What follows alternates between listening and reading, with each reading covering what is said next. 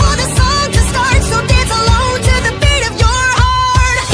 Hey, young blood, doesn't it feel like our time is running out? I'm gonna change you like aถูกแล้วก็เข้าไปเนาะจึงบอกดาวน์โหลดเราก็กดดาวน์โหลดไปเลยเนาะถ้าดาวน์โหลดแล้วเราก็มานี่เนาะดูดไฟตัวนี้ต่อไปเลยดูดไฟตัวนี้ต่อไปเลยเนาะ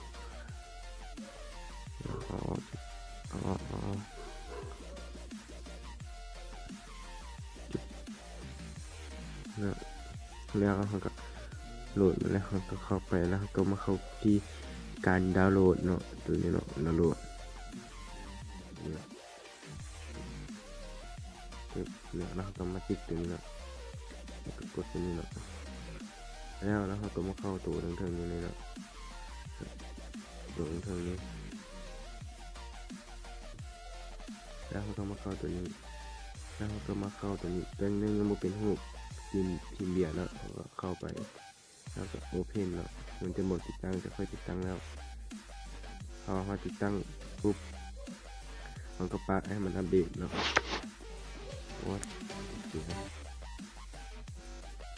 อัปเดตพอให้มันมาเห็น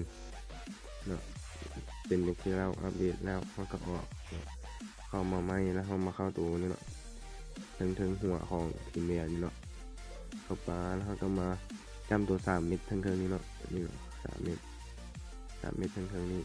แล้วก็มาตัวให้1เลยเนาะติ๊กเอาหมดเลยเนาะแล้วเอาออกเป็นเนาะเอาตัวมีเลข3นี่ออกแล้วก็บีบจิ้งมันไหนมันนึงเนาะแล้วให้มันขึ้นตัวคัดลอกขึ้นมาแล้วก็คัดลอกเนาะแล้วก็จำตัวนี้เนาะเนี่ยตัววันอันค่อยหมุนชนิดเนาะแล้วก็จำเข้าไปแล้วก็เข้าตัวนี้ตัวที่เขียวๆเนาะแล้วเข้า Android เนาะแล้วก็ Data แล้วก็เนาะโซเบฟโคดเนาะที่ไม่มีบีตา2018เนาะแล้วก็เข้าไฟแล้วก็กดวางมันเนาะนี่เนาะเดี๋ยวค่อยแล้วเนาะ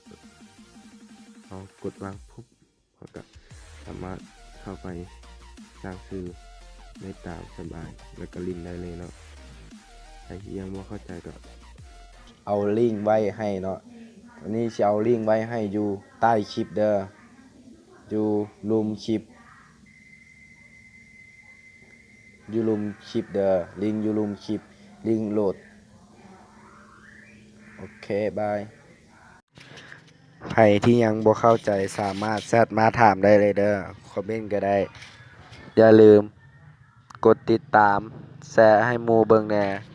ไลค์ให้แหน่เด้อ